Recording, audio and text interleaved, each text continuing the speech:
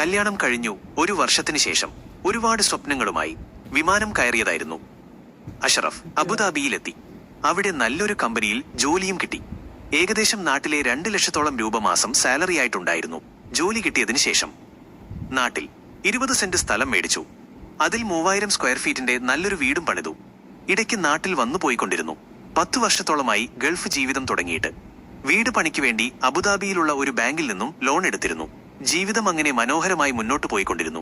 പെട്ടെന്നൊരു ഇടിതി പോലെയാണ് അഷറഫ് ജോലി ചെയ്തിരുന്ന കമ്പനി സാമ്പത്തിക പ്രശ്നം മൂലം അടച്ചു പൂട്ടേണ്ടി വന്നു.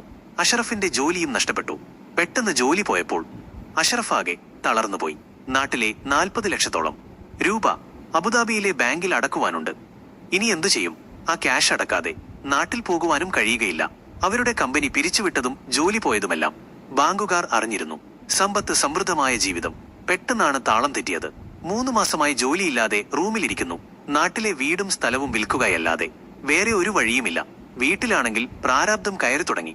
ചിലവിനു പോലും നാട്ടിലോട്ട് ക്യാഷ് അയക്കുവാനില്ല. അയാളുടെ ജീവിതം ആകെ ഇരുട്ടി തുടങ്ങി. നാട്ടിലുള്ള ഭാര്യയും മക്കളും ആകെ പേടിച്ചുപോയി. ജീവിതം എങ്ങനെ മുന്നോട്ടു പോകും? വീട്ടു സാധനങ്ങൾ എല്ലാം കാലിയായി തുടങ്ങിയിരിക്കുന്നു. പട്ടിണിയുടെയും പ്രാരാബ്ദത്തിന്റെയും കൈപ്പുരസങ്ങൾ അവർ അനുഭവിക്കുവാൻ തുടങ്ങി. അതുവരെ ഉണ്ടായിരുന്ന എല്ലാവരും അവരിൽ നിന്നും അകൽച്ച തുടങ്ങി. പൈസ ഇല്ലാതായപ്പോൾ ആരും തന്നെ വരുന്നില്ല. അടുത്ത മാസം നോമ്പ് തുടങ്ങുകയാണ്. ആളുകൾ വണ്ടിയിൽ കിറ്റ് വിതരണം ചെയ്യുന്നുണ്ട്. പാവപ്പെട്ടവരുടെ വീട് നോക്കിയാണ് കൊടുക്കുന്നത്. ആ ഉമ്മയും മക്കളും ഒരു കിറ്റ് അവർക്കും കിട്ടിയിരുന്നെങ്കിൽ ആശിച്ചുപോയി. പുറത്ത് പറയുവാനും വയ്യ. വല്ലാത്തൊരു മാനസികാവസ്ഥയിൽ ആയിരുന്നു ആ കുടുംബം.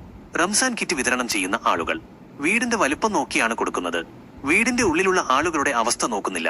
നാട്ടിൽ കാണുന്ന എല്ലാ വലിയ വീട്ടിലുള്ളവരും പണക്കാരല്ല. 9 വയസ്സ് പ്രായമുള്ള അഷറഫിന്റെ മകൻ മദ്രസയിൽ കൂട്ടുകാരുമായി സംസാരിക്കുന്നതിനിടയിൽ അവന്റെ ഒരു കൂട്ടുകാരൻ പറഞ്ഞു അത്രേ, എന്റെ വീട്ടിൽ 6 പാക്കറ്റ് റംസാൻ കിറ്റ് കിട്ടിയെന്ന്. അത് കേട്ടപ്പോൾ അഷറഫിന്റെ മകൻ അവനോട് പറഞ്ഞു അത്ര, എടാ അതിൽ നിന്നും ഒരു കിറ്റ് ഞങ്ങൾക്ക് തരുമോ എന്ന്. ആ കൂട്ടുകാരൻ ഒന്നും പറഞ്ഞില്ല. അവൻ നേരെ അവന്റെ വീട്ടിൽ പോയി അഷറഫിന്റെ മകൻ കിറ്റ് ചോദിച്ച വിവരം പറഞ്ഞു. അത് കേട്ടപ്പോൾ ആ വീട്ടുകാർ പരിഭ്രമിച്ചു. ഇത്രയും പണമുണ്ടായിട്ടും അവർക്ക് എന്തിനാ കിറ്റ്? എന്നാലും ആ വീട്ടിലെ ഉമ്മ അഷറഫിന്റെ വീട്ടിൽ ചെന്നു. കാര്യങ്ങൾ എല്ലാം അന്വേഷിച്ചു. അഷറഫിന്റെ ഭാര്യ എല്ലാ കാര്യങ്ങളും ആ ഉമ്മയോട് തുറന്നു പറഞ്ഞു. അവർ വേഗം അവരുടെ വീട്ടിലോട്ട് പോയി. 6 കിറ്റിൽ നിന്നും 3 എണ്ണം എടുത്തു. അഷറഫിന്റെ വീട്ടിൽ കൊടുത്തു. പിന്നീട് ഈ വിവരം നാട്ടിൽ എല്ലാവരും അറിഞ്ഞു തുടങ്ങി. നാട്ടുകാരെല്ലാം അറിഞ്ഞപ്പോൾ അഷറഫിന്റെ കുടുംബത്തെ അവർ ചേർത്ത് പിടിച്ചു. അവർക്ക് വേണ്ട എല്ലാ സഹായങ്ങളും ചെയ്തു കൊടുത്തു. പിന്നീട് ഒരിക്കലും ആ നാട്ടുകാർ വീടിന്റെ വലുപ്പം നോക്കിയുള്ള സഹായം നിർത്തി. ആവശ്യക്കാരെ കണ്ടെത്തി അവർക്ക് സഹായം നൽകുവാൻ തുടങ്ങി.